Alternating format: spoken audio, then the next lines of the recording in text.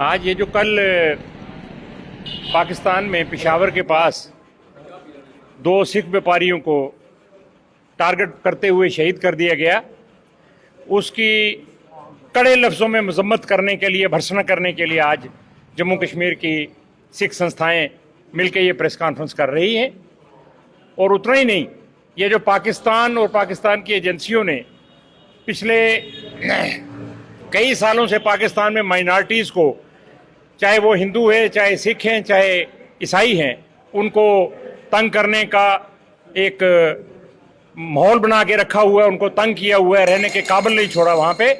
और उतना ही नहीं, पाकिस्तान ने ये जो पिछले 3-4 महीने से कश्मीर में जो आतंकवाद का नया एक दौर शुरू किया है, टारगेटेड किलिंग करके हमारे पंडित भाइयों को, पंडित नौजवानों को और साथ में हमारे मुसलमान भाइयों को, उसकी हम यहाँ मजम्मत करते हैं। वहाँ हम भारत के प्रधानमंत्री जी से और सरकार से ये अपील करते हैं कि वो कड़े से कड़े कदम उठाएं, डिप्लोमेसी इस्तेमाल करें, कुछ भी करें, लेकिन ये भारतवर्ष का माहौल जो पाकिस्तान की सरकार और एजेंसियां बना के रखना चाहती हैं, उसका जो है कोई ना कोई इंतज़ाम किया जाए और इस मुल्क में माहौल जो है अमन, जो कि हमारा सदियों पुरानी हमारी संस्कृति है, वो माहौल जो है सतयुग का जिसको हम कहते हैं, वो वापस आ जाए। Thank you. सर, कश्मीर के अंदर जितने भी लीडर्स हैं, कश्मीरी लीडर्स, वो कहते हैं कि बातचीत होनी चाहिए। डिप्लोमेसी हम भी कहते हैं। देखिए, डिप्लोमेसी एक इंटरनेशनल बहुत बड़ा एक फोरम है, हर मुल्क करता है, ये कोई भारतवर्ष के लिए अलग बात नहीं है।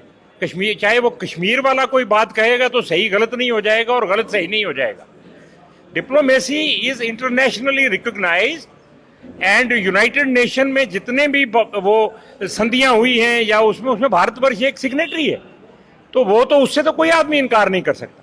अब यूनाइटेड नेशन में जो जम्मू कश्मीर के बारे में रेजोल्यूशन लेके गई थी, तो भारत की सरकार ही लेके गई थी। तो ये ऐसा नहीं है, वो diplomacy is a part of survival these days all over the world. अब अगर यूक्रेन का और रशिया का झगड़ा चल रहा है, तो यूके का प्राइम मिनिस्टर भी भारत आता है,